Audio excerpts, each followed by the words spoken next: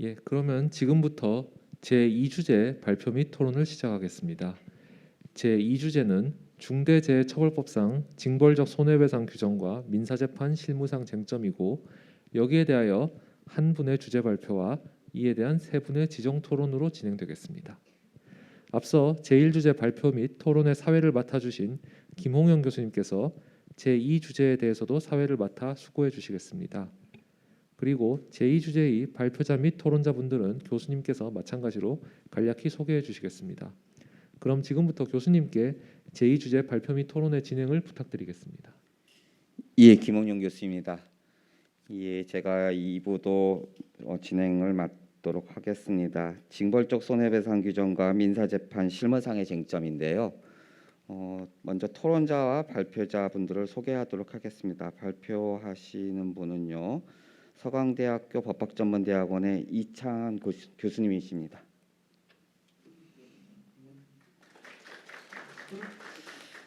그리고 토론자로는 제일 오른쪽 끝에 분 먼저 소개해드리도록 하겠습니다. 법률사무소 선의의 오지은 변호사님이십니다. 그리고 그 옆에는 서울고등법원의 박재영 고등법원 판사님이십니다. 왼쪽 제일 끝에 계신 분은요, 사법정책연구원의 김정한 연구위원님이십니다.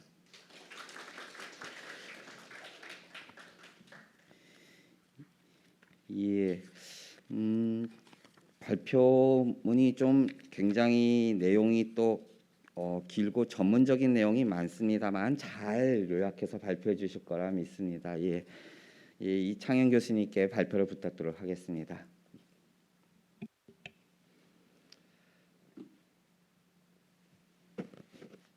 먼저 좋은 발표 기회를 주신 홍기태 원장님께 특별하게 좀 감사드리고요.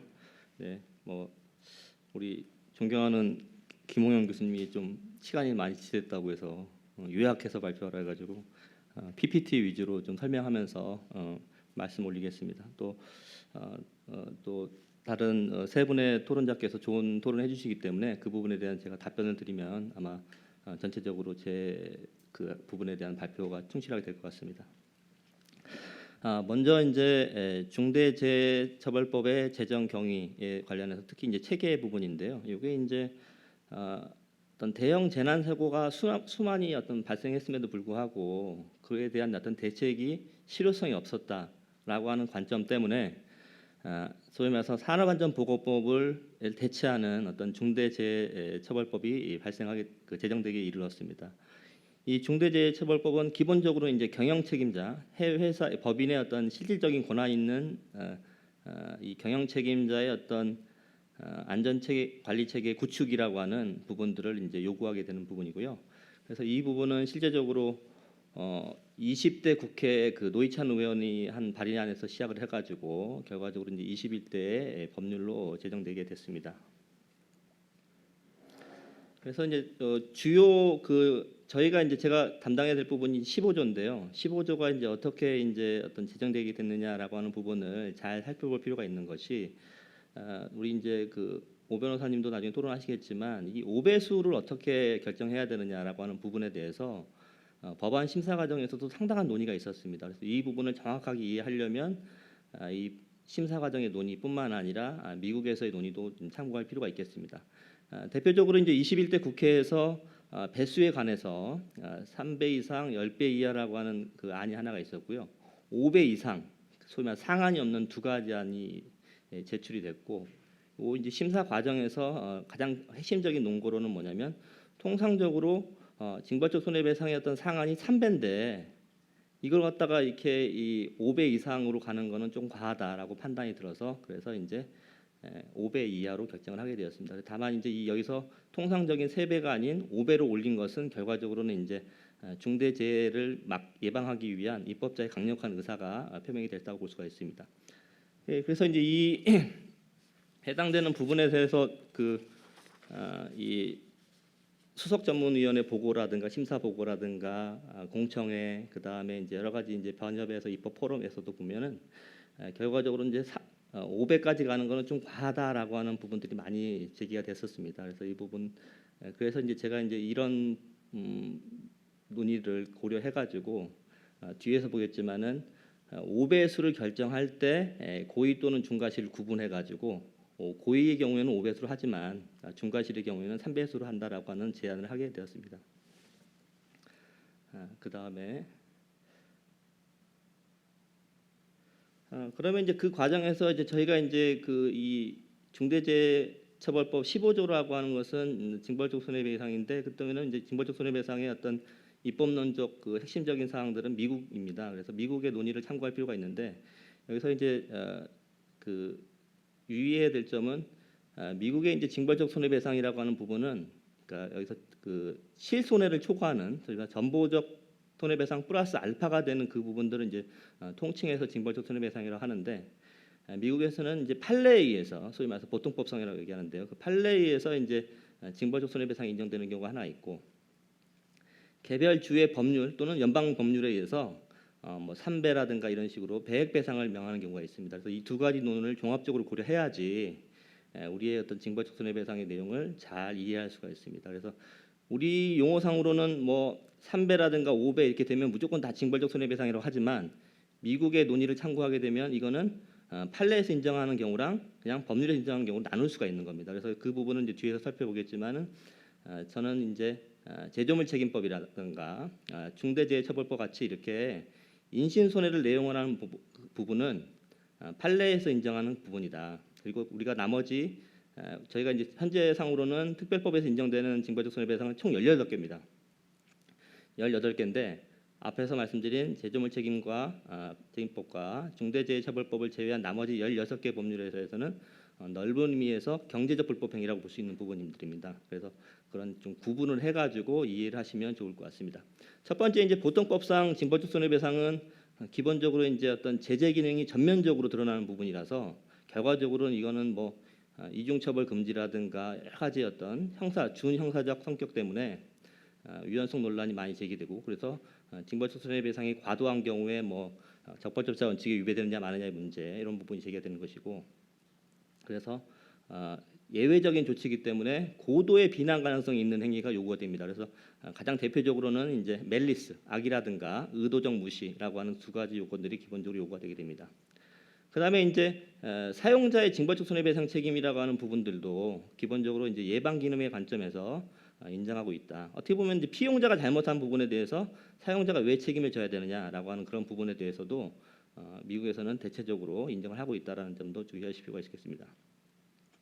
그다음에 징벌적 손해배상의 산정에 여러 가지 사유가 있는데 가장 기본적인 기준은 가해행위 자체의 성격과 손해의 크기입니다. 결과적으로는 주관적 요건과 가해행위 중대성 이런 두 가지 요건을 이제 기준으로 해가지고 산정을 하게 됩니다. 그래서 저도 이제 제가 그 5배수라고 하는 배수 확정에 있어서도 이 미국의 논의 중에서 이 가해행위 자체의 성격이라고 하는 부분들을 중요하게 고려한다라고 생각했기 때문에 그래서 이제 5배수, 3배수를 나누게 되었습니다.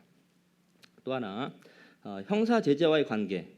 그러니까 이제 이 징벌적 손해배상을 우리나라에서 논의하는 과정에서 약간 좀 오해할 여지가 있는 부분들이 뭐냐면 이 중대재해처벌법상 법인에 대한 형사처벌과 이 15조에 의한 징벌적 손해배상 책임을 하게 되면 이중처벌 금지 원칙에 위배된다라고 얘기를 하는데 실제적으로 보면 미국에서는 통상적으로 이중처벌 금지 원칙에 해당하지 않는다라고 보고 있습니다.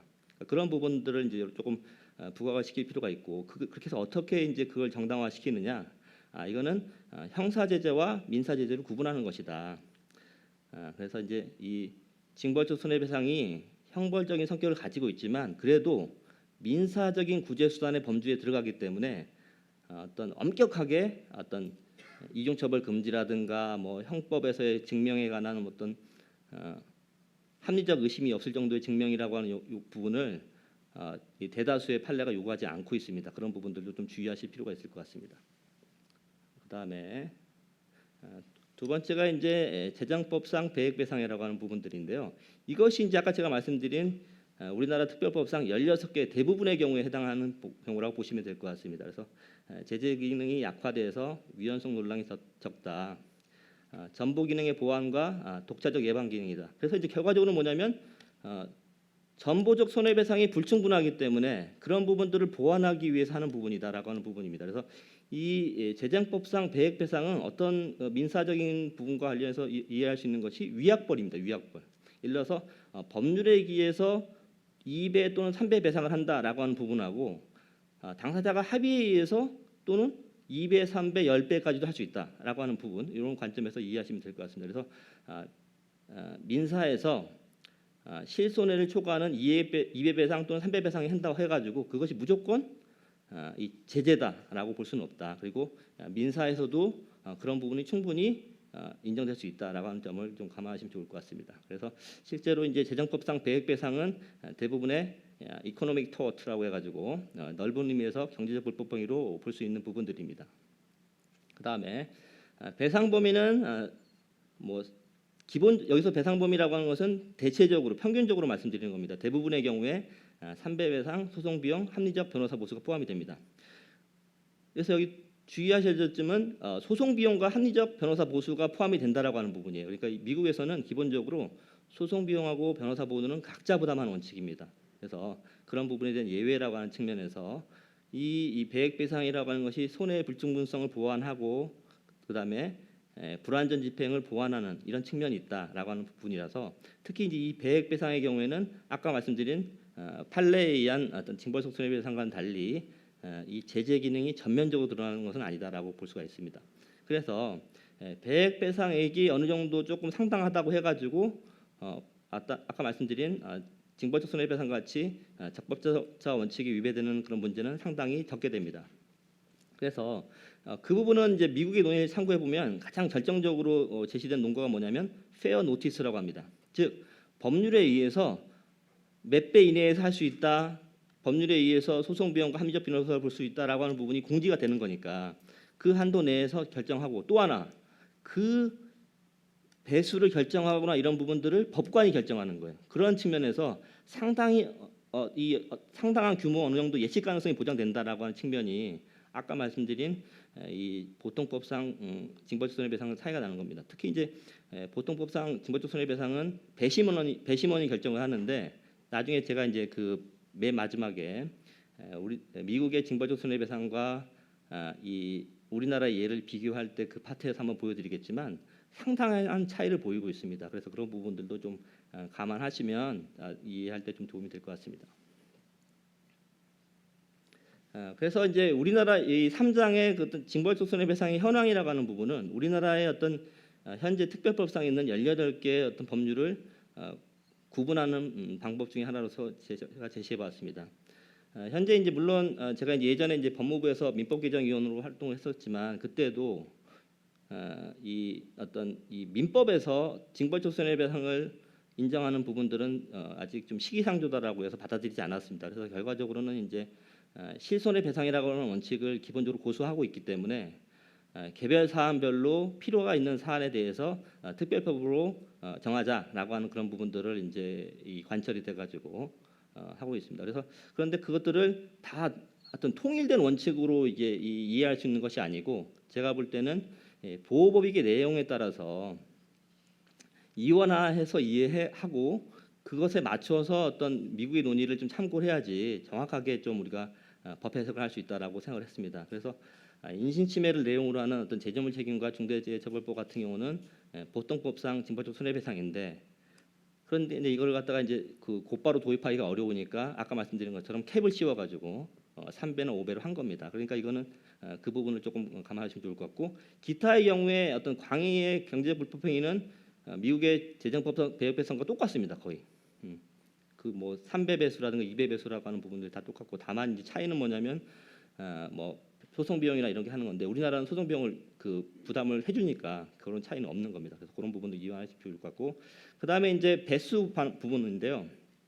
이것이 이제 제가 아까 초반에 말씀드렸지만 법안 심사 과정에서 5배 이상 또는 3배 이상 10배 이하라고 하는 그런 부분들이 5배를 상한으로 하는 결정적인 부분입니다. 그래서 현재 이제 이 중대재해처벌법을 제외하게 되면 신용정보보호법이라고 해가지고 경제적 불법행위에 대해서는 5배가 인정하고 나머지 경우는 다 3배수로만 한정을 했습니다. 그래서 이제 이런 부분들을 감안해서 5배라고 하는 상한 3배에서 조금 강화해가지고 5배로 한정된 것입니다. 그다음에 이제 세 번째 이 징벌적 손해배상 현황과 관련해 가지고 이제 그 제시되는 부분들이 우리 이제 김정환 박사님이 그 사법연구원 그 아주 탁월한 연구에서도 밝히셨지만 이 법원의 어떤 이 징벌적 손해배상이라고 하는 운용이라고 하는 부분이 상당히 조금 인색한 측면이 있습니다. 그래서 실제로 이 징벌적 손해배상에 해당하는 개별 법률이 적용된 예가 선행 연구에 의하면 거의 한 건 정도밖에 안 되고 그 한 건도 항소심에서는 배수가 줄어드는 형태로 진행이 되고 있습니다. 그래서 그런 부분들이 조금 다시 한번 고민을 해봐야 될 부분이 아닌가 생각을 하고요. 그다음에 이제 최근에 이제 하와이주 이 독점금지법 위반에 관한 최근에 선고된 집행 판결에서 이 어떤 조금 더 완화해가지고 유연하게 집행 판결을 인정한 예가 있습니다. 다만 그 판결에서도 의도적으로 어떤 제재라고 하는 어떤 단어는 쓰지 않고 하고 있다라는 점도 좀 이 법원에서 인정하고 있는 어떤 특별법상 징벌적 손해배상에 대한 인식도 좀 알 수 있는 것이 아닌가 생각이 들었습니다. 중대재해처벌법 15조의 적용과 실무상 쟁점 여러 가지 사항들인데 좀 간단하게 살펴보도록 하겠습니다. 첫 번째 보시면 이제 직접 피해자로 한정이 된다라고 하는 점을 좀 유의하실 필요가 있을 것 같습니다. 그래서 이제 간접 피해자는 민법상 구제소는 안 된다. 그러니까 기본적으로 이제 중대재해라고 하게 되면 결과적으로는 이제 사망 사고, 대형 사망 사고를 상정할 수가 있는데 그때 이제 피해자 본인만 할 수 있다. 그리고 피해자의 근친자들이 가지고 있는 위자료 청구권이라고 하는 부분은 민법에 의해서만 청구가 되고 그래서 그 부분은 배액 배상이 안 되는 거죠. 5배까지를 고발 수 없다라는 점이 좀 유의할 점이라고 생각됩니다. 그다음에 이제 피고는 개인사업주 법인 기관뿐이기 때문에 경영책임자는 중대재해처벌법 15조의 어떤 징벌적 손해배상 책임을 지지 않는다. 그러니까 그 사람은 이제 단순하게 이제 전보적 손해배상 부분만 하는 부분이고요. 그러니까 이 부분은 제가 볼 때는 경영책임자까지 이 징벌적 손해배상에게 한다고 하는 건 좀 문제가 있을 것 같습니다. 그다음에 고의 또는 중과실의 경우에 책임을 지는 부분이고 그래서 경과실의 경우에는 민법이나 부가배상법으로 처리될 수밖에 없다. 그다음에 이제 여기서 좀 핵심적인 사항이 이제 손해배상의 산정입니다. 여기 이제 15조 1항의 문헌을 보면 손해액의 5배를 넘지 않는 범위 내에서 배상 책임을 진다라고 했기 때문에 여기서 그 손해액이 뭐냐라고 하는 부분이 문제될 수 있습니다. 그래서 저는 이제 이거는 결과적으로는 이제 중대재해로 인한 인신사고가 발생했을 때 그로 인한 통상적인 전보적 손해배상으로 처리를 하고 그 다음에 이제 5배의 범위 내에서 그 해당 사안의 성격을 파악해가지고 소위 말해서 15조 제2항에서 말하는 사유들을 검토해가지고 결과적으로 배수를 결정하는 것이다라고 생각을 했습니다. 그다음에 그래서 이제 결과적으로 이제 이 전보적 손해배상에서는 이제 우리 판례에 확관 판례에 따라서 손해 3분설에 따라서 이제 처리가 되게 되면 결과적으로 이제 남는 부분은 위자료가 될 수 있을 것 같습니다. 법원의 어떤 재량이 적용할 수 있는 부분은 그런데 여기서 보신 것처럼 위자료 현실의 요청에 따라서 2017년에 적용되는 불법행위 유형별 적정한 위자료 산정 방안이 적용을 돼서 처리가 되면 될 것이다. 다만 유의할 점은 이제 이 중대재해처벌법 15조와 관련해서는 그 유형 중에서 대형 재난 사고인데요. 거기서 이제 주의해야 될 점은 위자료 기준 금액이라고 하는 부분이 2억 원, 가중 사유가 있는 경우에 4억 원 이렇게 하고 있는데 여기서 2억 원하고 4억 원이라고 하는 부분은 피해자 측 전부를 말하는 겁니다. 그래서 아까도 말씀드렸지만 이 15조에서 청구 권한을 가지고 있는 원고는 본인이기 때문에 그 사람의 위자료를 한정해야 된다는 점을 주의하실 필요가 있고 그런 관점에서 좀 적용을 해보면 1억 2천, 2억 4천 정도가 되지 않을까 생각합니다. 우리 이제 나중에 박지영 판사님께서 제시해준 자료에 의하면 이제 여기 또 한 번 가중해가지고 더 할 수 있는 부분이 있는데 제가 볼 때는 이 15조의 적용에 있어서는 이 가중 사유에 있는 4억 원까지 4억 원 내에서만 적용이 돼야 되고 또 한 번 적용한 다음에 배액 배상을 하는 건 안 된다라고 생각됩니다. 그래서 이제 아까 말씀드린 것처럼 제가 이제 여기서 특별하게 이제 이 고의의 경우에 5배, 중과실의 경우에 3배라고 한 제한한 이 이유는 아까 말씀드린 것처럼 이제 입법 과정에서도 이런 물론 이제 산업재해에 한정된 건 아닌데요.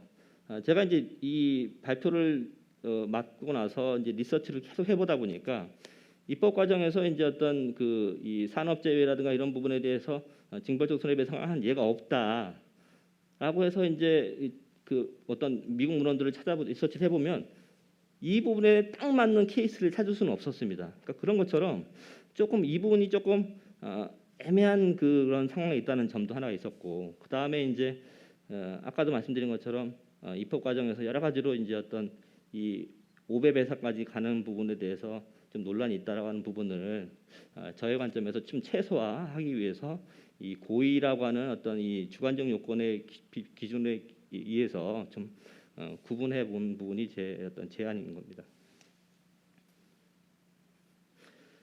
그다음에 이제 15조 2항에서 그 7가지 사유를 적용을 해가지고 이제 검토해서 배상을 결정하는데, 그 여기서 이제 검토돼야 될 부분이 이 7개의 사유 외의 사유를 고려할 수 있느냐라고 하는 부분, 그러니까 소위 말해서 예시설 열거설이라고 하는 문제가 제기될 수 있을 것 같습니다. 그래서 저는 이제 이 손해배상액의 산정이라고 하는 그 이 성격이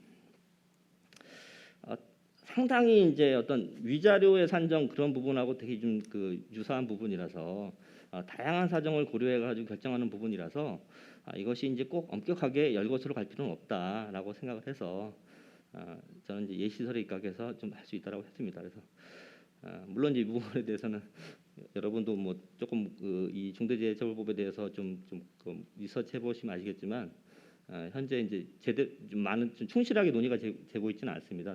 문헌상으로 특히 이제 아까 일부에서 이제 형사에 대해서 많이 다루고 했지만 그에 비해서는 민사는 상당히 논의가 상당히 좀 많이 진행되고 있지 않아가지고 제가 말한 여기서 말한 예시성 열거설이라고 하는 부분도 상당히 좀 거의 논의가 안 되는 부분이라서 그런 약간 좀 어려운 부분이 있고, 다만 저는 이제 예시설이 더 타당하다라고 생각을 하고 있습니다. 그러면 이제 여기서 이제 많이 논의가 되는 부분이 뭐냐면 법인의 형사처벌을 받았을 때 법인에 대해서 벌금이 부과가 됐을 때 이 15조에서 고려할 수 있느냐라고 하는 부분이 첫 번째 제기되는데, 아까 말씀드린 것처럼 여기서 이거는 이제 예시설이나 열거설에 따라 달라질 수 있을 것 같아요. 여기서 이제 요 15조의 사유를 보시면 법인에 대해서 벌금을 받았다라고 하는 부분은 정해지지 않습니다. 나와 정확하게 들어가 있지 않기 때문에 기본적으로 열거설이 고려할 필요가 없고, 그러면 저같이 이제 예시설에 의하면은 이제 검토를 해야 되겠죠.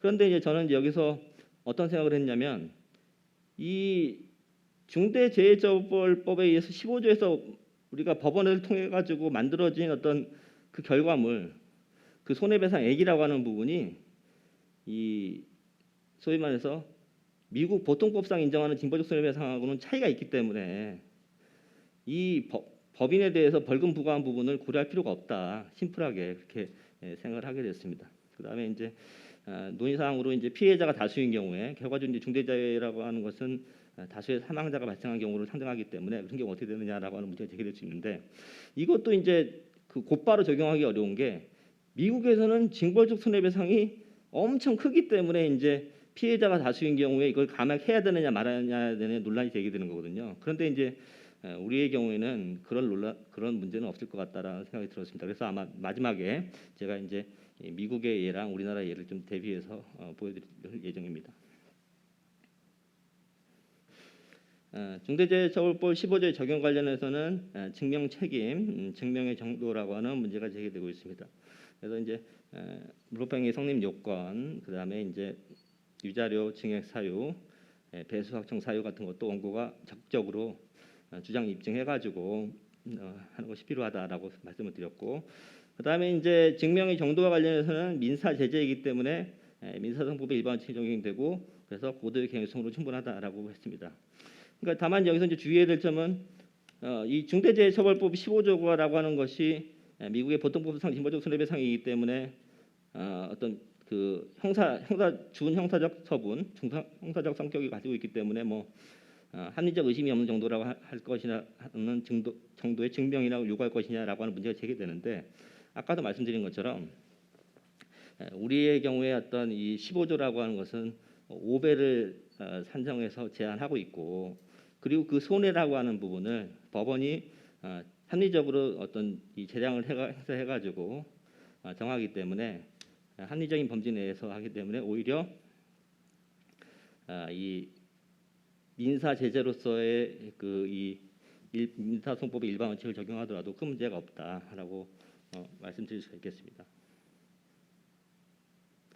그다음에 이제 아까 그 마지막으로 제가 말씀드리고 싶은 부분이 저희가 이제 미국 예를 하면서 항상 좀 주의해야 될 점은 실제로 이제 미국에서 징벌적 손해배상액과 우리의 어떤 손해배상액이라고 하는 부분이 차이라고 하는 부분들을 조금 선명하게 이해한 상태에서 이 논의를 전개하는 것이 좀 바람직하다라고 하는 관점에서 어떤 좀 예로서 한번 좀 들어보고자 합니다.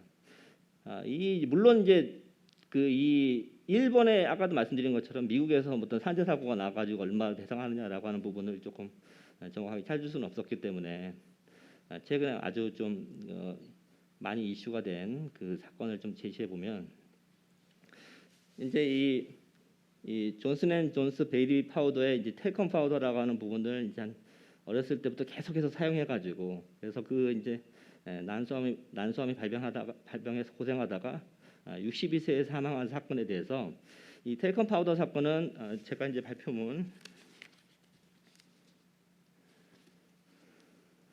126페이지에 보시는 것처럼 다양한 예가 있습니다. 그래서 그래도 그 금액도 상당한 이 전보적 배상액도 인정하고 있는데요. 그래서 이제 실제로 이 전보적 배상액을 1,000만 달러, 130억을 인정하고 징벌적 손해배상으로 이렇게 인정했는데 이것도 6,200만 달러를 인정하는 것도 이 사람이 62세에 사망했기 때문에 1년에 100만 달러 이런 식으로 인정을 했어요. 그러니까 이렇게 보면은 그러니까 미국에서 이렇게 징벌적 손해배상 인정하니까 이 사람별로 각각에 대해서 이 징벌적 손해배상을 명하면 문제가 된다라고 해서 이제 감액할지 말지가 문제가 되는 거거든요. 근데 우리나라는 중과실에서 공사 현장에서 근로자가 사망을 했다라고 하는 경우를 사고 당시 산재였다라고 하는 부분을 법원의 어떤 손해배상 계산 프로그램을 적용을 해봤더니 대략적으로 일시 수입액이 3억 6천 정도.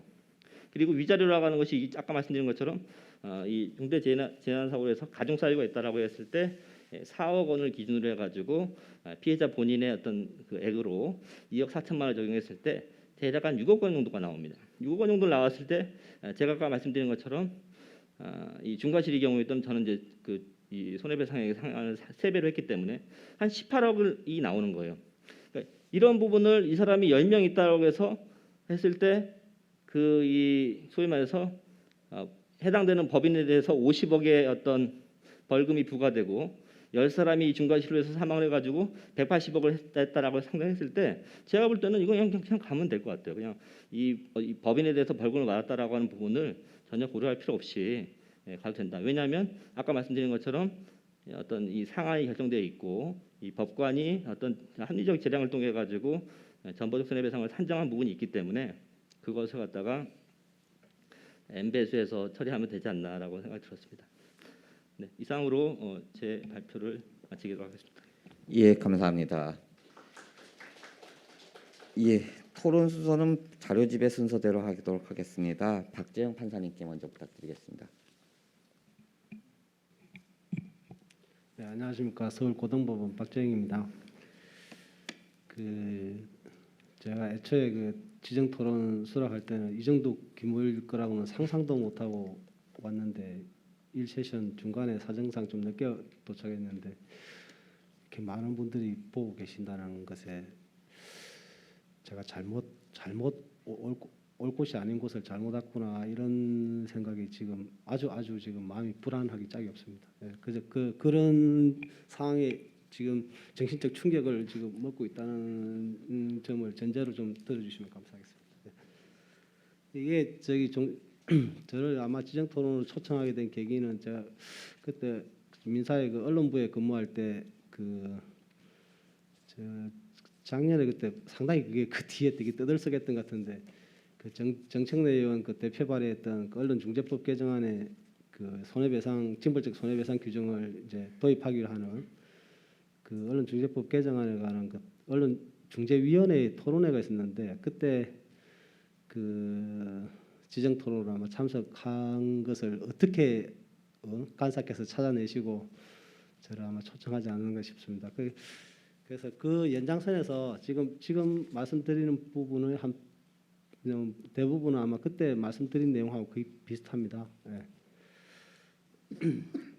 저는 이제 지금 교수님 발제문을 보고 지금 이게 지금 주제가 민사재판 실무상 쟁점입니다. 민사재판 실무상 쟁점인데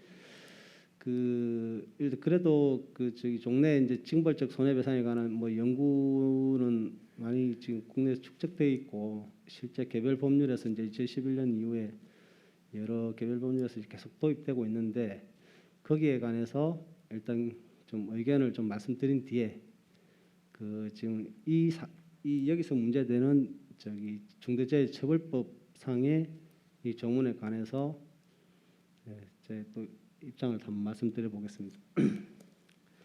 일단 징벌적 손해배상 제도 일반에 관해서는 일단 여러 가지 찬반 논쟁이 많았는데 저는 개인적으로 좀 소극설의 입장에서 아마 소극설의 입장을 좀 취하고 있습니다. 예. 약간 징벌적 손해배상을 법률로 이렇게 수시로 이렇게 도입하는 부분에 대해서는 약간 조금 더 생각을 해봐야 되지 않나 이렇게 생각합니다. 그 이유는 아마 김재영 대법관님께서 그때 한번 그때 논문 아마 쓰신 게 있는데요. 이게 예전에 지금 각조 1번으로 되어 있는 겁니다. 김재영 대법관님께서 원래 언론 인격권 관련해서도 원래 연구를 좀 많이 하셔가지고 개별적으로 이렇게 논문도 많이 집필하시고 하셨는데 그때 그 논문 중에 한번 결론에 한번 보면요 이런 말이 있습니다. 저는 이렇게 이 정도로 연구가 안 돼 있어서 제 입장으로 말씀드리는 것이 아니라 상당히 공감 가는 부분이어서 좀 인용해 드리면 이런 구절이 있더라고요. 종래 독일의 법 이론을 과도하게 수입함으로써 독일법 특유의 문제점까지 수입한 것에 대하여 우려가 적지 않았는데 이제는 미국법의 개소와 함께 미국법 특유의 문제점까지 수입하는 우를 범하지 않을까 걱정해야 할 형편이다. 이렇게 아마 논문에서 쓰시면서 이제 그 논문을 마무리한 것이 있습니다. 그 이유에 관해서는 지금 뭐 여기 아마 자료집에 입법례라든지 기존 법률 체계와의 정합성이라든지 실효성 측면에서 좀 적어놨으니 그 부분은 그냥 다 잘 알고 계시는 부분이라 여기서 지금 일일이 말씀드리지 않는 것으로 하고 나항에 그러니까 지금 이미 지금 도입이 지금 되어 있는 상황에서 지금 과연 어떻게 할 거냐 앞으로 보면 이 부분에 관해서도 말씀을 좀 드려야 될 것 같아서 그러니까 기본적으로 일단 일시적으로 그러니까 어떤 어떤 사건이 있고 사고가 있을 때 일시적으로 그 분야에 한정해 가지고 단발성으로 일시적으로 어떤 여론에 호응해서 이렇게 입법을 하는 것 자체는 기존의 이제 법률 체계와의 정합성 문제도 고려를 해야 되는데 이렇게 해야 되는 것 자체를 조금 좀 재고를 좀 해봐야 되지 않나. 네, 일단 기본적으로 그런 입장에서 있습니다. 네. 그 부분에 관해서는 오히려 그러면 지금 현상에 지금 어떻게 할 거냐 그러면 입법은 입법이고 지금 현재 법률의 제도가 도입되어 있는 이상은 그 규정은 이제 법원에서 해석하고 이제 적용하는 문제가 남아 있는데 그 대안이 있느냐 그 문제인데 그럼 징벌적 손해배상이 입법 취지는 다들 그 부당한 어떤 목적을 위해서 법을 제정한 것이 아니기 때문에 그 입법 목적 자체는 보통은 정당성이 다 있습니다.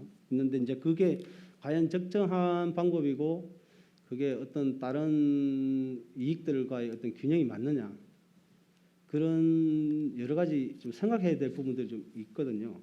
그런데 지금 그러면 징벌적 손해배상이 주된 목적이 이제 위법행위 억제하고 가해자에 대한 응보인데 그럼 그 방법을 실현하기 위해서 과연 이 방법밖에 없는 것이냐, 징벌적 손해배상밖에 없는 것이냐, 그걸 한번 생각해 봐야 되거든요. 근데 지금 이제 종래 그러면 저희가 우리가 이제 법원에서 법 이론이나 종래의 법 이론이나 실무상으로 이게 잘 안 되느냐 이런 목적은 달성하기가 좀 어려우냐 이렇게 생각도 해볼 수가 있거든요. 그런데 그걸 해보면 결과적으로 약간 그 부분은 좀 인정하지 않을 수 없는 것 같아요. 법원이 그동안 손해배상 실무를 운영하면서 너무나 인색한 거 아닌가. 그 점에서 실제로 이제 그 부분에 대한 약간의 반성적 고려와 앞으로 종래 앞으로의 장차 이제 실무 개선을 위해서 2016년에 이제 그 위자료 그 상향하는 그 위자료 연구반에서 그때 개선 방안이 도출되고 그게 이제 대부분 홈페이지에 게시되고 했거든요. 근데 실제로 그 뒤에 그러면 그대로 지금 잘 되고 있느냐? 잘 안 됩니다. 안타깝게도 잘 안 되고 있거든요. 그러니까 그게 뭐 아까 지금 그 발제자께서 말씀하신 대로 뭐 대형 재난 사고 뭐 2억 원 뭐 이렇게 해놓으면 실제로 그다음에 언론 그 보면은 1억 원 기준으로 하고 하는 그런 기준이 실제로 적용되는 그렇지 않거든요. 그 실제로 언론부에 근무해 보신 분들은 잘 아시겠지만 심지어 무슨 그 손해배상 책임 인정하면서 종래 저희가 하던 100만 원, 200만 원, 뭐 그 300만 원, 그다음에 500만 원, 700만 원, 뭐 1000만 원 이런 식으로 가면 1심 판결에서도 보면은 400만 원 이런 600만 원 이런 판결도 보인단 말이에요. 그게 상당히 그게 그 금액을 조금씩 늘리는 거에 상당히 이 주저함이 있는 거죠. 왜 주저함이 있을까 생각해 보면 종래에 쌓여 있던 선례들을 다 찾아보지 않습니까?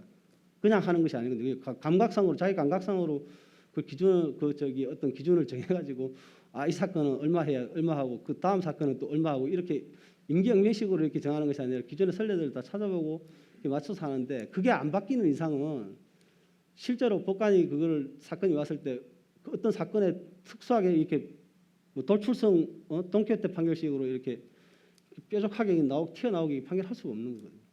그러니까 그러려면 어떻게 그럼 전체적으로 어떤 다시 뜻을 모아가지고 개선을 하든지 그게 정 안 되면 그 부분을 입법을 통해서 해결해야 되지 않느냐 그런 생각입니다. 그러니까 요지는 그러니까 이게 징벌적 손해배상 규정이 아까 우리 김정환 박사님 그때 이미 지금 그때 정책연구원에서 그때 그 무슨 그 연구 결과도 발표하시고 공관하시고 하셨지만 실제로 그게 활용이 잘 안 되는 것도 실제 책임이 인정된다 하더라도 그 형사에서 왜 보면은 형이 아주 무거운 경우를 한번 생각해 보시면 요즘에 이제 대법원에서 되게 상당히 중요하게 생각하는 그 관점이 그거거든요.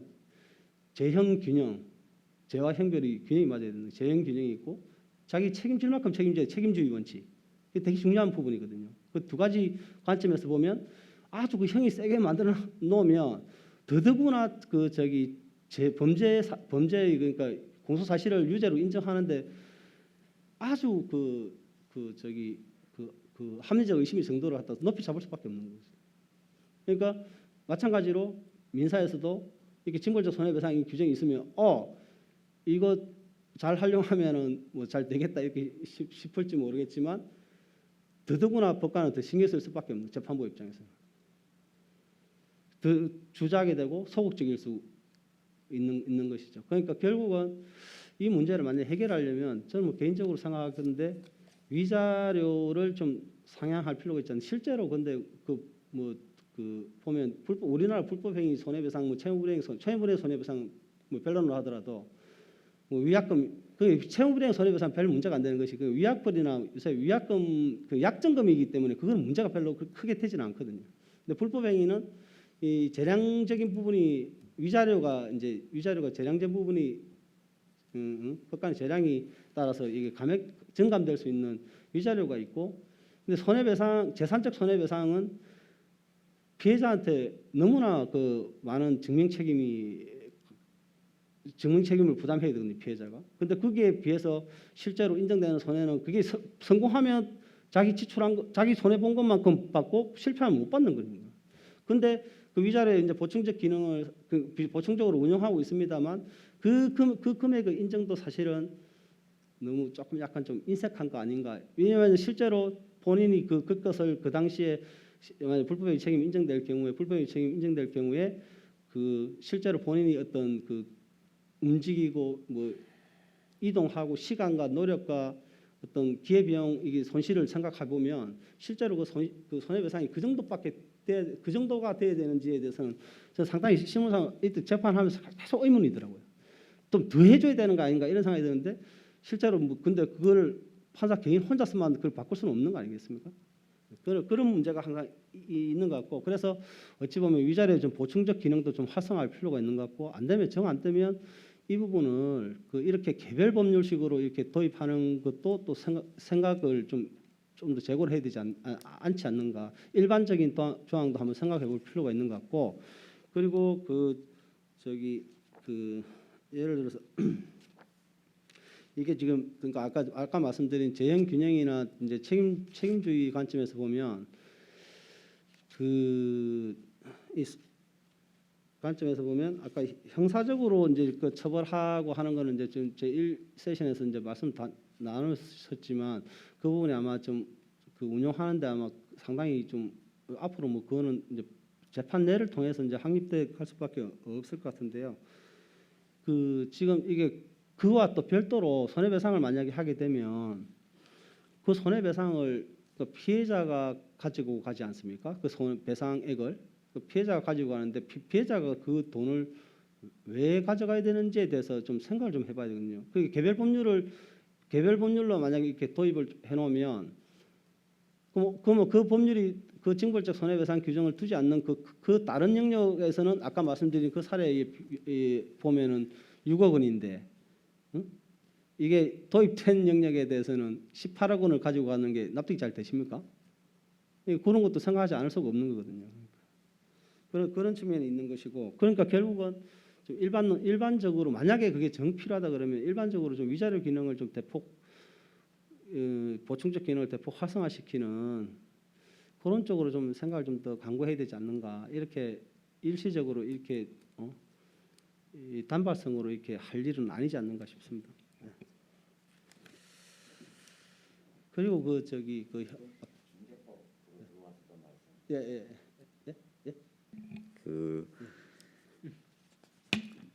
예. 중재법의 적용 문제점을 좀 그렇게 중심으로 하겠습니다. 좀 시간이 더 많이 들일 수가 좀 없어서요. 알겠습니다. 예, 죄송합니다. 그 일반적인 그 입장에 관해서는 그렇게 말씀드리고 그 중대재해처벌법 관련해서 이 손해배상 규정은 이 규정이 좀 특이하게 다른 거는 지금 보통 1항에 이제 근거 책임 손해배상 책임의 근거 규정을 두고 보통 2항에서 이제 징벌적 손해배상 여러 가지 사정을 고려해서 500까지 가중할 수 있다 이렇게 두는 형식을 취하고 있었는데 종래에는 이 법은 특이하게 이게 그 민법 그냥 756조 사용자 책임 형식으로 규정을 해놨더라고요. 그러니까 이게 형식이 이렇게 되면 이제 결국은 이제 불법 행위자 본인인 경영 책임자 등하고 결국은 이제 배상 책임을 지는 그 개인 사용 해당 개인 사업주하고 그 법인 등이 이제 그 책임을 지는 그렇게 되게 되는데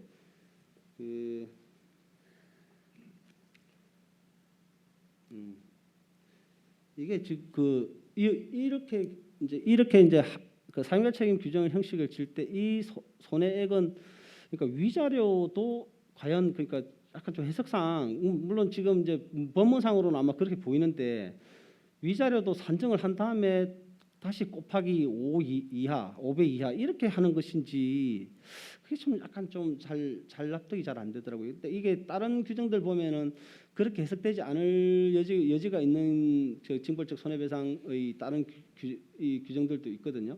근데 여기는 이 특이하게 지금 이렇게 돼 있어 가지고 이 손해액에 500까지 가중을 한다고 할 때 그 가중되는 아까 지금 발제자께서는 아마 그 위자료도 산정해서 거기다 배액을 할 수 있는 것 같이 이렇게 말씀을 하셨는데 이 규정 자체로는 지금 그렇게 해석될 수 있는데 다른 그러니까 지금 규정들하고 좀 대비를 해봐야 되는데 지금 여러 개 법률이 다 들어와 있거든요. 한 20개 넘는 법률이. 그러면 다 이렇게 대조를 해보면 과연 그런가라는 약간 의문이 없지 않습니다.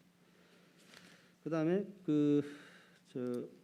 아까도 뭐 이거는 1세션에서 아마 결정이 아마 논란이 많이 됐을 것 같은데 제가 좀 늦게 오는 바람에 그 사업자하고 경영 책임자 등의 이 범위를 확정하는 게 상당히 크게 아마 문제될 것 같은데 저는 뭐 형사 때가 잘 못 들어서 모르겠지만 그게 지금 또는 이에 준하는 자 이렇게 돼 있는데 그게 그 부분이 과연 그게 한 사람만 그 중에 1인만 한다는 취지냐 거기에 대해서는 약간 좀 의문이 없지 않아서 그게 중복해서도 인정될 수 있는 취지면 그 처벌 범위가 무한히 확정될 텐데 이게 어떻게 되는가라는 약간 좀 우려가 좀 있더라고요. 형사적인 관점에서는.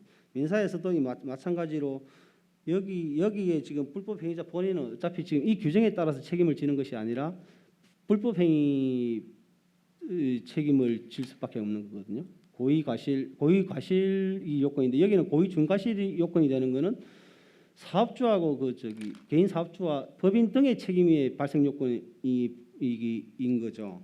그러니까 여기 이렇게 개인 사업주하고 법인이 이렇게 그 책임질 때 그 경영 책임자 등의 고의 중과실하는 이 요건은 할 때 그 주체는 확정할 때 이게 아마 또 해석상 상당히 여러 가지 문제가 생길 수 있지 않을까. 그러면 결국은 그리고 지금 그 일반 불법행위 책임, 공동 불법행위 책임하고 사용자 책임 뭐 등등 해서 이게 지금 여러 가지 책임이 병존해서 지금 인정될 수 있는 문제가 있는 것 같습니다.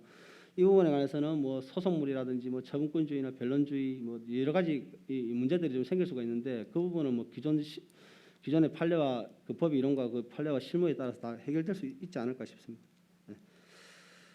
그리고 그 불법행위 이제 이게 그 고의 중대한 과실로 이 법에서 정한 의무를 위반하여 이래 되는데 이 법에 정한 의무는 뭐 그 안전 확보 의무밖에 없기 때문에 그 의무를 위반해서 그 손해가 이렇게 발생한 경우인데 그 손해가 그러니까 인과관계 문제보다는 그러면 어느 법 위반하고 인과관계 있는 법 위반 그 손해 발생과 인과관계 인정되는 법 위반이 과연 그 정도를 어떻게 봐야 될 것이냐 이게 아마 실무상으로 아마 가장 큰 쟁점이 되지 않을까 그런 생각이 들고요. 그때 그렇게 될 때 그러면 모든 걸 다 해야 되냐 한마디로 뭐 그렇게 될 수는 없는 거니까 결과적으로 이것도 마찬가지로 그게 공작물 책임의 그 하자라든지 그 국가배상법의 그 영조물 책임하고 이런 부분들하고 지금 같이 지금 그 기존의 그런 이론과 실무의 연장선에서 아마 파악될 수밖에 없지 않을까 싶습니다. 뭐 특별히 여기서 확장을 시켜서 해석하기는 쉽지 않지 않을까. 왜냐하면 이게 더더구나 책임이 지금 가중되는 조항이기 때문에 더더구나 그렇게 해석돼야 되지 않을까 싶습니다.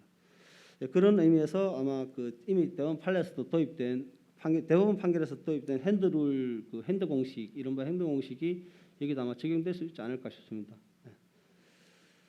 그리고 이거는 아까 사용자 책임 관련해서는 사용자 책임 관련한 부분인데 이 형식이 아까 사용자 책임 형식이라고 아까 말씀드렸는데 이게 단서를 두고 있어도 실제로 그 민법 7조 56조 1항 단서는 거의 사실상 사문화된 규정이나 마찬가지인 것과 마찬가지로 이 지금 15조 1항의 단서도 아마 실무상 아마 같이 운용될 여지가 아마 크지 않나. 그러면 결과적으로 아까 다시 돌아가 보면 결국은 그 의무 위반을 인정하는 것 자체 그 부분에서 아마 고의 중대한 과실과 함께 그 부분에서 아마 재판에 성패가 가늠되지 않을까 싶습니다. 그리고 아까 지금 말씀 놓친 게 있는데 입법 관련해서는 한 가지 좀 보충드리면 이게 그러니까 손해배상을 아까 개인이 가져가는 그 문제 관련해서 그 부분이 참 그게 이렇게 잘 안 받아들여지거든요. 전보배상 외에 어떤 그 배상액을 가져가는 게 좀 잘 납득이 안 되는데 본인이 입은 손해 이상으로. 근데 그 부분 관련해서는 어차피 그 법인의 형사 책임을 가할 때 벌금 액수를 어떻게 좀 벌금 액수를 높이든지 해서 그렇게 해결하면 어떨까 싶습니다. 왜냐하면 법인은 이게 이익 범죄는 아니지만 법인이 지금 이 법의 정신은 어찌 보면은 그러니까 필요한 안전 비용을 지금 지출해야 될 거라 지출하지 않았기 때문에 않은 이익이 지금 있거든요. 법인에게는. 그 책임 인정된다는 것은 그 비용을 지출하지 않았다는 필요한 비용을 지출하지 않은 것을 인정할 수밖에 없기 때문에 그 표리관계가 있고 그러면 결국에는 그 이익을 갖다 박탈하는 의미에서 벌금을 법인에게서 변가하면은 결과적으로 그 손해배상을 피해자 개인이 가져가는 그 약간 납득하기 어려운 결과를 좀 막을 수 있지 않을까. 오히려 법인에 대한 그러니까 형사 책임 중에 벌금 액수를 좀 높이는 게 조금 더 나은 입법 방식이 아닐까 이런 생각을 해봤습니다. 이상입니다. 예, 감사합니다. 예, 이 징벌적 손해배상의 민사 책임 문제에서는 결국은 그 사법부가 어떠한 입장 태도를 갖고 있는가가 중요한 관건일 것 같아요. 그래서 판사님의 생각을 좀 시간 구해 않고 좀 많이 들으려고 했습니다만 제가 중간에 잠깐 개입한 점 좀 양해 부탁드리겠습니다. 일부에서 다룬 여러 그 인과관계라든가 또는 책임자의 그런 문제하고도 서로 연결되어 있다라는 것도 놓치면 안 될 그런 쟁점이라는 것도 잘 지적해 주신 것 같습니다. 예. 다음은 김정환 연구위원께 부탁드려야 되는데 이제부터는 조금 좀 시간을 좀 줄여주셨으면 하고 좀 죄송스러운 말씀드리겠습니다. 예, 부탁드리겠습니다. 예, 안녕하십니까. 지정토론을 맡은 사법정책연구원의 김정환 연구위원입니다. 우선 지정토론에 앞서서 징벌적 손해배상에 관한 일반적인 논의에서부터 중대재해처벌법상 징벌적 손해배상까지 상세하게 설명해 주신 발표자께 우선 감사 말씀 드리고 시작하도록 하겠습니다. 저는 징벌적 손해배상에 대한 일반적인 말씀 두 가지만 드리고 싶은데요. 중대재해처벌법상 징벌적 손해배상은 그간 한국에 도입된 징벌적 손해배상의 도입과 똑같은 형식을 취하고 있고 똑같은 문제점을 가지고 있기 때문에 일반론적인 문제 제기 또한 중요할 수 있다는 판단에서 두 가지만 말씀드리도록 하겠습니다. 우선 첫 번째는 세배라는 배수에 대해서 말씀을 드리고 싶습니다. 지정토론을 준비하면서 여러 나라의 판례들을 검색할 수 있었는데요. 제가 시간이 많이 남는다는 말씀을 드리고 싶은 건 아니고 그리고 중대재해처벌법에 해당하는 웨스트레이법이나 기업살인법 사안은 아니었습니다. 굳이 따지자면 산업안전보건법상 사안에 해당한다고 볼 수 있을 텐데요. 결과는 2배도 있었고 7배도 있었고 4배도 있었습니다. 무슨 말씀을 드리고 싶은 거냐면요. 이 3배라는 거는 연역적 추리의 결과라기보다는 귀납적 추리의 결과라는 겁니다. 그간 사례에서 징벌적 손해배상을 내린 사례를 추적해 보다 보니 3배로 수렴하더라라는 거지 이 3배가 어떤 절대적인 원칙은 아니거든요. 특히 법경제학에서 말하는 최적집행 이론에 따르면은 3배라는 징벌 승수가 붙는 이유는 통계적으로 조사를 해보다 보니 기업의 불법 행위가 있었을 경우 발각되는 확률이 대략 25%에 수렴하기 때문에 한 번 발각됐을 때 3번만큼의 징벌적 손해배상을 물리면 4번 한 거랑 마찬가지로 볼 수 있고 그렇기 때문에 이 경우에는 손해배상의 최적 집행이 이루어질 수 있기 때문이라는 이론에 근거하고 있습니다. 결국 3배라는 거는 어떤 통계적 수렴의 결과물일 텐데 한국에서 과연 기업의 불법 행위가 발각되는 비율에 대한 통계적 조사가 있었는지 그리고 이 조사된 결과에 기반해서 과연 몇 배의 징벌적 손해배상을 부과했을 때 법경제학에서 말하는 최적 집행이 이루어질 수 있는지에 대한 논의가 제가 알기로는 아직 활성화되지는 않은 것 같습니다. 결국 3배라는 거는 미국의 기준에서는 최적 집행을 이루는 비율이 될 수도 있고 징벌적 손해배상의 기준이 될 수도 있지만 한국에서 3배는 최적 집행과는 거리가 먼 과소 집행의 결과밖에 낳지 않을 수도 있고 혹은 터무니없을 정도로 과다 집행되는 결과를 낳거나 둘 중에 하나일 텐데 징벌적 손해배상이 거의 활용되지 않는 현실을 보면 제 생각에는 과소 집행에 오히려 가깝지 않나 싶습니다. 그리고 발표자께서 말씀해 주신 징벌적 손해배상의 산정 시에 법원이 고려해야 될 사항에 대한 것도 물론 발표문에 굉장히 잘 설명을 해주고 계십니다만 이거는 미국 판례가 들었던 사항들을 나중에 정리한 것에 불과합니다. 즉 예시설과 열거설이라고 비교를 한다면 굳이 따지자면 예시설로 보아야 되는데요.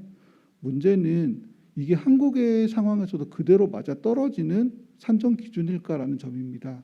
여기에 대한 어떠한 고려도 없이 단지 징벌적 손해배상이 필요하고 미국은 3배, 우리도 3배. 미국 판례가 이런 걸 고려하니까 우리도 이런 걸 고려하자라는 거는 최근 우리의 논의, 우리의 법학이라는 논의가 많이 학계에서 제기가 되고 있는데요. 어쩌면은 정작 우리의 논의가 필요한 부분에서는 외국의 논의를 무비판적으로 가져오는 게 아닌가라는 생각이 들었습니다. 그 다음으로 말씀드리고 싶은 거는요. 증명책임과 증명도 관련 문제입니다. 발표자 발표문에 굉장히 설명이 잘 되어 있습니다만 미국 같은 경우에는 민사소송에서의 증거 우월 기준보다 더 높은 형사소송에서의 합리적 의심 없을 정도의 증명 혹은 그 중간 정도인 명백하고 확실한 증명을 요구하는 경우가 많습니다. 그리고 증명 책임을 지는 것도 당연히 소를 제기하는 원고가 지는 게 맞고요. 그런데 그 이유는 이렇게 증명도를 올릴 수 있는 이유는 원고가 증거를 확실하게 수집할 수 있는 수단을 보장해주고 있기 때문입니다. 최근 많이 논의가 되고 있는 디스커버리, 즉 증거개시 절차입니다. 증거개시 절차를 통해서 증거의 구조적 편제가 있을 상황을 미리 예방을 하고 합리적으로 증거를 수집할 수 있는 수단을 제공해 준 이후에 그럼에도 불구하고 징벌적 손해배상이 문제가 있으니까 증명도를 올릴 수도 있는 것이고 그런 여러 가지 제한을 가할 수가 있는 것이죠. 근데 지금 한국의 경우에는 징벌적 손해배상까지 갈 필요도 없습니다. 증거의 구조적 편제가 굉장히 문제가 되고 있는 사안이고 그렇다면 징벌적 손해배상 사안에서도 결국 증거의 구조적 편제는 문제가 될 확률이 굉장히 높을 것 같습니다. 그럼 이 상황에서 단순히 증명도를 어떻게 조절하고 증명 책임을 전환한다든지 그런 논의를 할 게 아니라 당사자에게 어쩌면 증거를 수집할 수 있는 가장 확실한 수단을 제공해 주는 게 우선이 아닐까라는 생각입니다. 그래서 저는 최근에 논의되고 있는 증거개시 절차의 도입 논의가 굉장히 반가운 입장인데요. 이런 논의를 먼저 고려를 한 이후에 징벌적 손해배상에 대한 논의를 하면 어떨까라는 생각입니다. 예, 굉장히 두서없이 두 가지만 말씀드렸는데요. 이상으로 지정 토론 마치도록 하겠습니다. 감사합니다. 예, 감사합니다. 예, 다음은 오지훈 변호사님께 부탁드리겠습니다. 역시 간단히 좀 부탁드리겠습니다. 네, 저는 할 말이 많은데 마지막이라서 간단히 해야 되는 게 굉장히 안타깝습니다. 아까 앞선 세션에서도 그런 부분 지적이 됐는데요. 이제 아직 판결이 나오지 않았고 수사 결과 나오지 않아서 어떻게 되는지 모른다. 이제 그런 얘기들이 좀 나왔었는데 저는 반대로 이 법을 아마 여기 계신 분들 중에 상당히 제일 먼저 접하게 되고 욕을 많이 먹었던 사람이 입장이어서 하고 싶은 말이 굉장히 많습니다. 전 간호사 출신 변호사고요. 주로 인신사고와 손해배상 사건 다루고 있고 이 법에 관심을 갖게 된 계기가 각 사업장에 계신 보건관리자들, 안전관리자들, 관리감독자들 이분들이 산안법상 제2장의 안전보건관리체제의 구성을 이루고 계시는 전담 인력들입니다. 앞서서 고용노동부에서 나오신 분들이 그들만이 안전에 관심을 갖는다라고 했을 때 그들 산안법이 사업주도 지켜야 하고 근로자도 지켜야 함에도 불구하고 사업주의 의무 위반이 논해지는 상황, 이 법 위반이 있었는지 왜 이런 사고가 생겼는지 들여다볼 때에 무엇을 했고 무엇을 하지 않았는지의 사업주를 대신해서 일을 해온 사람들의 질문을 좀 많이 받았습니다. 그분들에게 산업안전보건법을 강의를 하다 사실 몰랐는데요. 이런 법이 생기는지. 이제 각 기업에서 중대재해처벌법이 입법이 될 것이다, 시행이 될 것이다 이제 얘기가 나오니 각 사업장에서는 이미 있는 산안법에 중대재해 개념이 있음에도 불구하고 중대재해를 시민재해와 산업재해로 이원화시킨 후에 그 관련 업무가 이미 전담 인력이 부담하고 있으니까 너희들로 하여금 중처법상의 의무에 대해서도 부담을 해야 된다라는 취지로 이제 법이 시행 초기부터 굉장히 각 사업장 내부에서는 치열하게 조금 문제되는 의사소통들이 있었고요.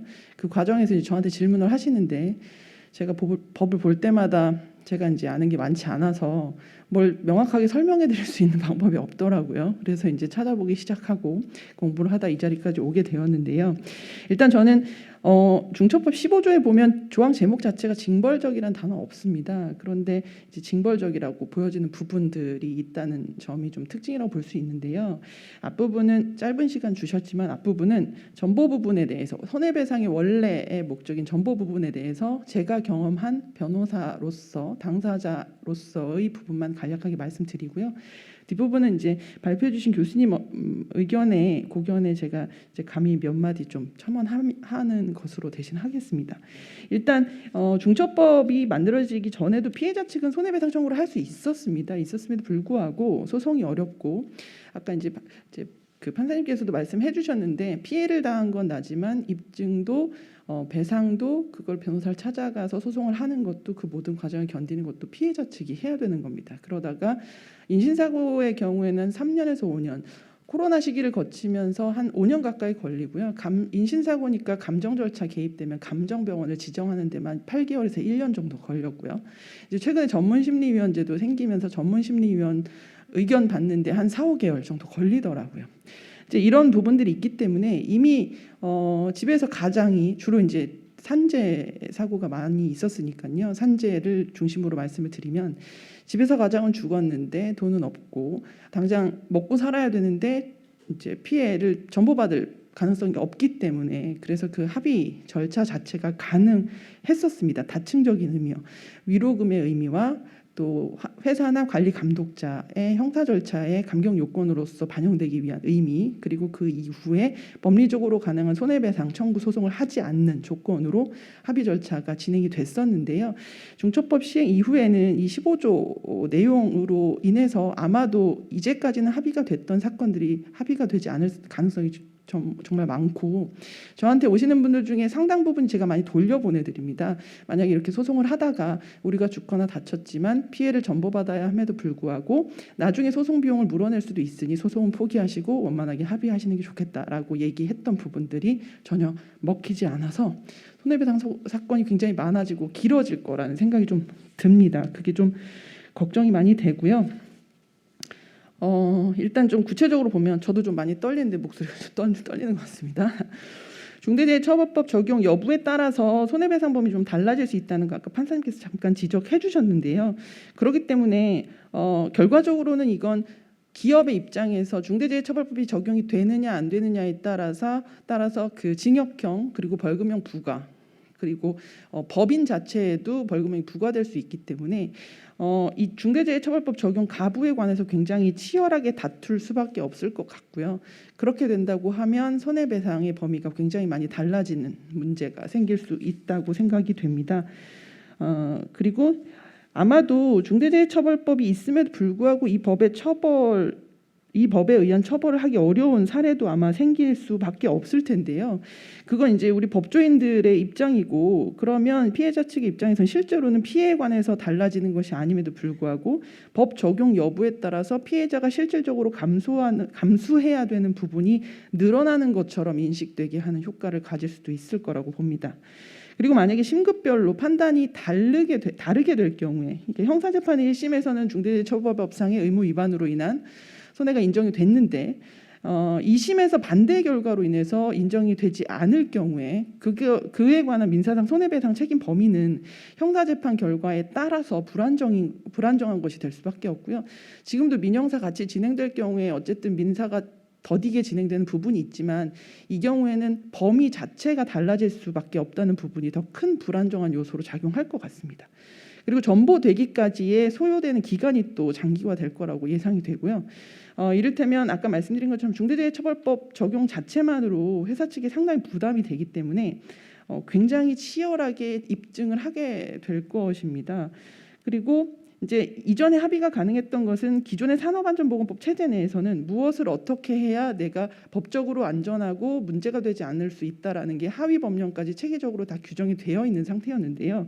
이 중대재해처벌법은 그런 게 없기 때문에 예측 가능성이나 기대 가능성이 없습니다. 그렇기 때문에 덜컥 합의를 해줬다가 나중에 범위가 바뀌면 어떻게 되지라는 불안감, 또는 내가 돈을 더 받을 수 있는데 지금 이 금액으로 합의했다가 손해를 보면 어떡하지 되는 불안감 때문에 양측이 모두 합의 자체에 이전과 다른 의미를 부여하면서 전보 절차가 장기화될 가능성이 좀 있을 것으로 보여지고요. 그리고 이제 중대재해처벌법 14조 2항에서 전문심리위원회 참여 가능성을 논하고 있습니다. 근데 이제 피고인 또는 변호인의 신청이 있는 경우 특별한 사정이 없으면 이렇게 참여하게 하여야 한다라고 되어 있는데요. 그러니까 이 법의 적용 여부 내지는 그 결과로 정해지는 처벌 정도에 따라서 사용자 또는 경영 책임자뿐만 아니라 해당 법인 등에 미치는 영향이 워낙 크기 때문에 이 전문심리위원회 참여 과정도 단순히 감정 절차와의 차이가 있다는 원칙에도 불구하고 상당 기간 치열하게 입증 절차에 포함이 되면서 소요가 될 수 있을 것 같고요. 또 하나는 이제 중대재해처벌법 적용 가부에 따라서 손해배상 청구 소송 제기 시점을 뒤로 지체하게 되는 효과도 나올 수 있을 거라고 예상을 해볼 수 있습니다.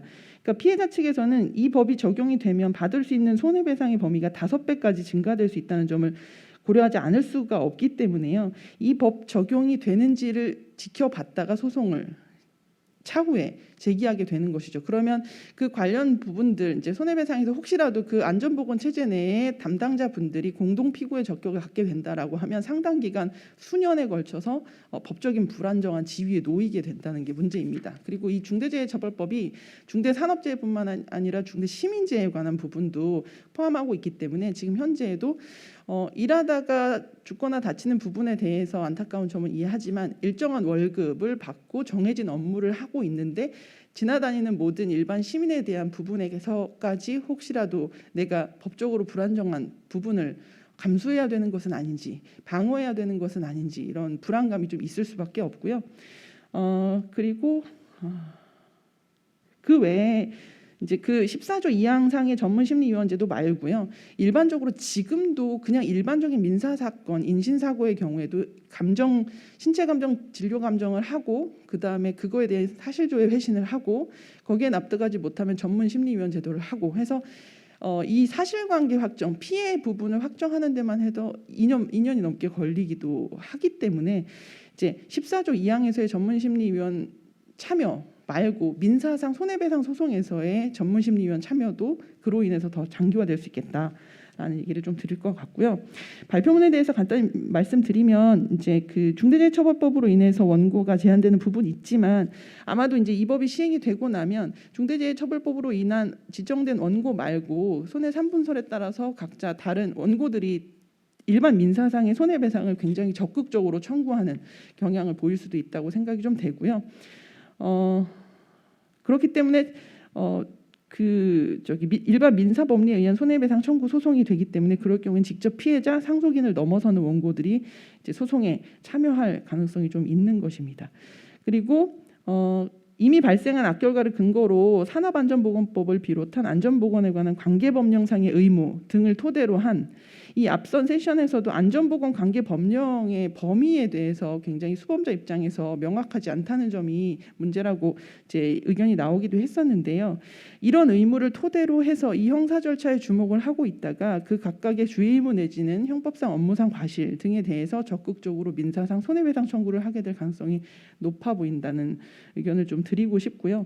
특히나 중대재해가 산안법에서 말하는 이제 산재 말고 중대 시민재해도 포함이 되는데 거기 보면 급성으로 인과관계 입증이 상대적으로 수월할 걸로 보이는 직업성 질병자를 시행령에서 구체화하고 있지만 시민재해는 그마저도 하고 있지 않기 때문에 그리고 그 별표의 내용을 보면 사실상 이미 사고가 발생한 상황에서 거꾸로 무엇이 문제였는지 무엇이 위험한 원료나 제조물이었는지 어떠한 관리상의 문제가 있었는지를 다투게 될 때 상당히 양측 모두 첨예하게 공방할 가능성이 있어 보입니다.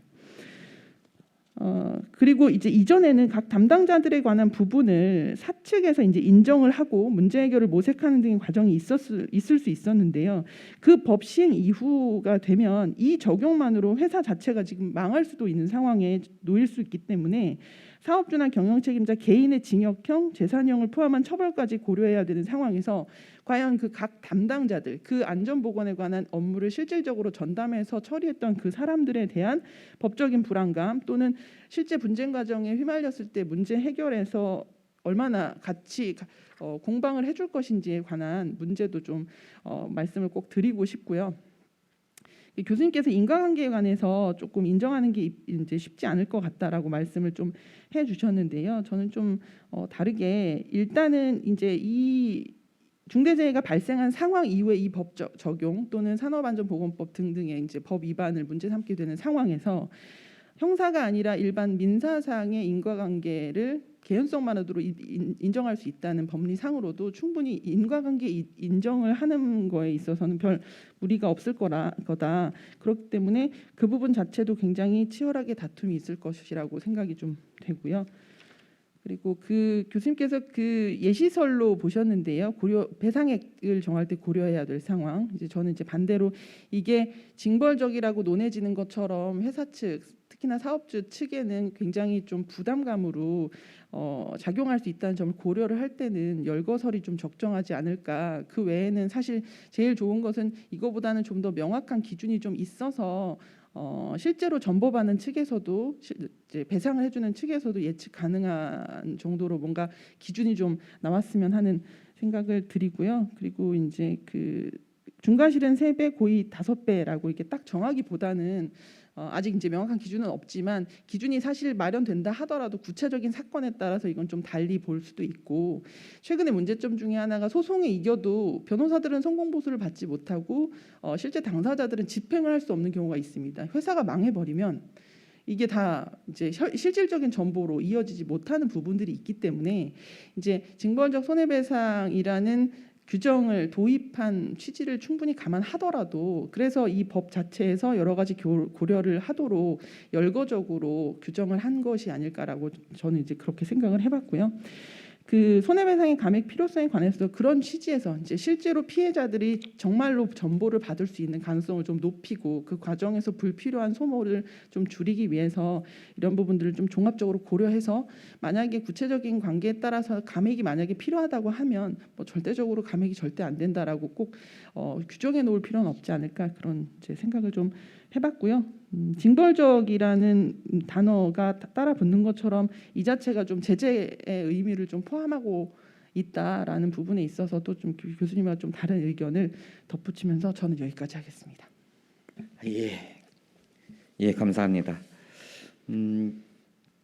변호사님 말씀을 가만히 듣고 보니까 지금 이 민사 5배 배상을 하기까지에 굉장히 고려할 점들이 많이 있네요. 근데 이 세미나를 기획할 때 민사 부분에 관해서 너무 시간을 적게 주신 것 같아요.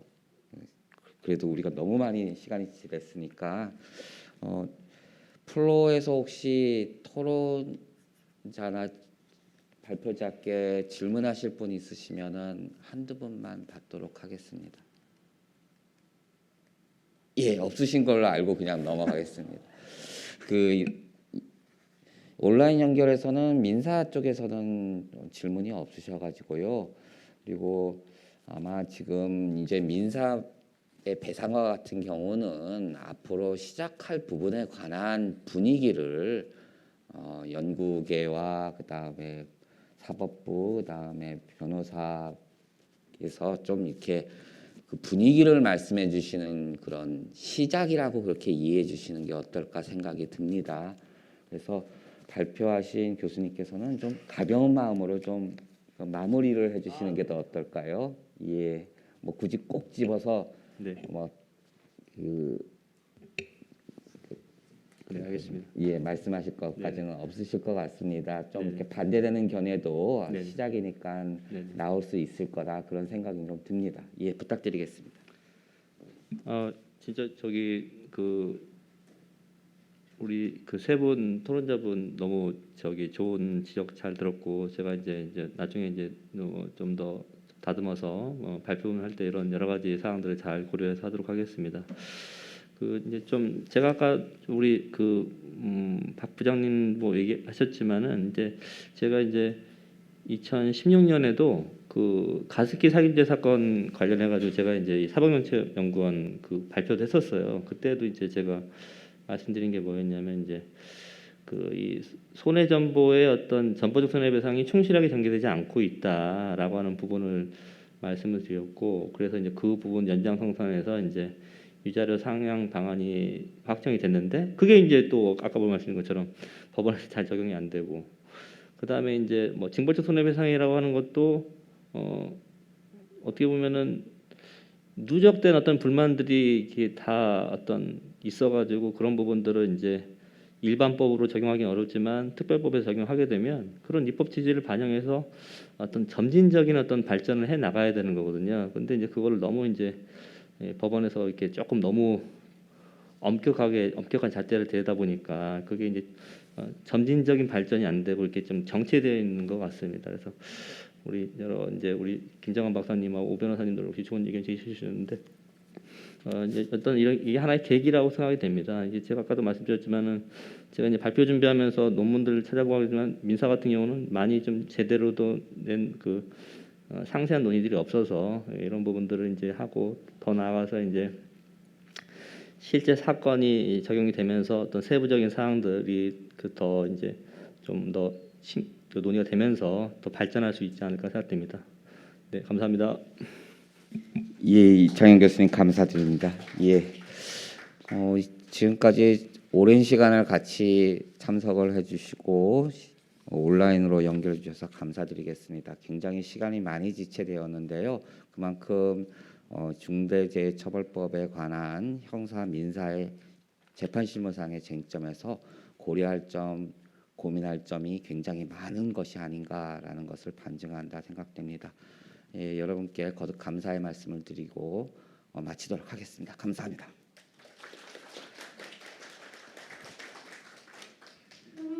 예, 제2주제 발표 및 토론에 참여해 주신 모든 분들께 다시 한번 큰 박수 부탁드립니다.